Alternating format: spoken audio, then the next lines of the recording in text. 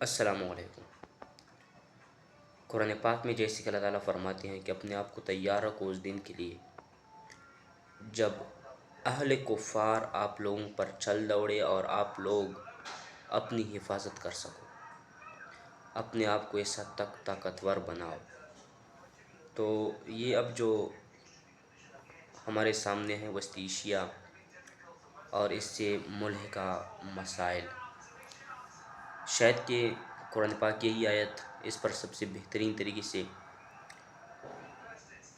دلیل پیش کرتی ہے۔ اب حال ہی میں ان کے 2-3 ہفتوں سے ہم سنتے آ رہے ونزویلا کے بعد کہ اب ایران کا، کولمبیا کا، لیبیا کا ان کا نمبر ہے اور یہاں پر رجیم چینج کیا جائے گا۔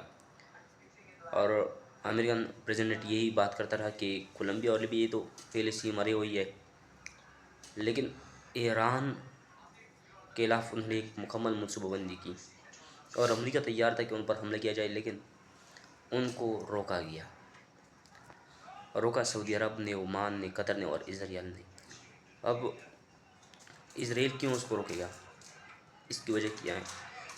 کیونکہ اسرائیل کو بھی یہ پتہ ہے کہ اگر یہ حملہ ہوتا ہے تو امریکہ سے زیادہ نقصان ہمارا اپنا ہوگا، کیونکہ ایران اس حالت میں جب وہ دو انڈائی کی سچویشن میں آ چکا ہوگا تو ایران وہی کچھ کرے گا جو ان کے لیے ضروری ہوگا۔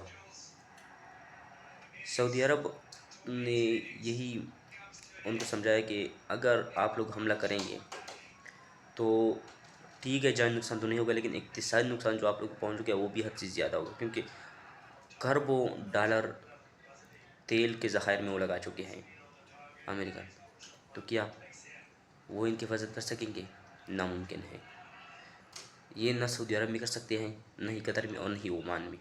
اور بحیرہ ہرموز جو دریائے ہرموز ہے، ایک بہت بڑا تجارتی سنٹر ہے جہاں سے تجارت گزرتے ہے، اور یہ ایران کے لیے بہت کارگر چیز ثابت ہوتی ہے، اور یہی سے ایران ان کو بہترین طریقے سے ضبط کر سکتا ہے۔ تھوڑا سا علاقہ ہے سمندری، اور اس طرح سے جس طرح سے یہ جو پاکستان اور تاجکستان کے لیے درد سر بنا ہوا، یہ افغانستان کا ایک چھوٹا سا درہ ہے جو چین کے ساتھ ان کے ساتھ ملاتی ہیں، اور یہی درہ ہے جو افغانستان کی بہت زیادہ اہمیت بڑھا دیتی ہے وسطی ایشیا میں۔ بالکل اسی طرح ایک چھوٹا سا سمندر کا ایک کنارہ ہے جو کہ ایک درد سر ہے پوری دنیا کے لیے۔ اگر ایران پہ حملہ ہوتا ہے تو اسی سمندر کے چھوٹے سے کنارے کی وجہ سے پوری دنیا میں انرجی کا بحران پیدا ہو سکتا ہے، اور اس کی وجہ سے شدید سے شدید مہنگائی پیدا ہو سکتی ہے۔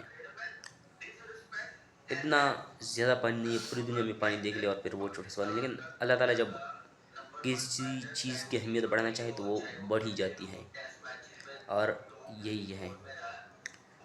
قطر کو بھی اس چیز کا پتہ کہ یہ بحیرہ اور ہرمز، یہاں پر ایک گیس بھی نکلا ہوا ہے، قطر اور ایران دونوں اس سے فائدہ اٹھا رہی ہیں۔ ایران نے اس کے بارے میں کہا تھا کہ اگر ڈو اینڈ ڈائی سچویشن ہماری اوپر آتی ہے تو سب سے پہلے اس گیس کو اڑایا جائے گا۔ ایران گیس سے کیا ہے جب وہ ان کی رجیم چینج ہو رہی ہے، اس رجیم کو کیا ہے کسی چیز سے پھر امریکہ کو آخرکار واپس جانا ہی پڑا۔ اور ایران میں جیسے کہ ہم سب کو پتہ ہے کہ وہاں پر قرآن پاک کی قانون ہے، قرآن پاک کا قانون نافذ ہے، تو انہوں نے یہ قرآن پاک کی آیت کہ اگر کوئی اسلامی نظام سے روگردانی کرتا ہے، آگے بھی جاتے تو پھر ان کو سزا ملے گی۔ سزا کیا ملے گی؟ یا جلا وطن کر دو، یا قتل کر دو، یا پھانسی دے دو۔ اور یہی ڈونلڈ ٹرمپ یہی بات کرتا رہا کہ یار یہ چیزیں نہ کی جائے، لیکن انہوں نے کہا کہ ہم ایسے ہی کریں گے۔ دیکھتے ہیں آگے کیا ہوتا ہے، آنے والے حالات کیا دکھاتے ہیں۔ امید بھی یہی ہے کہ امید اچھی ہیں، اس دعا کے ساتھ کہ اس وطن پوتری و فصل گل جس اندیشہ زوال نہ ہو، ہمارے نہیں لگا۔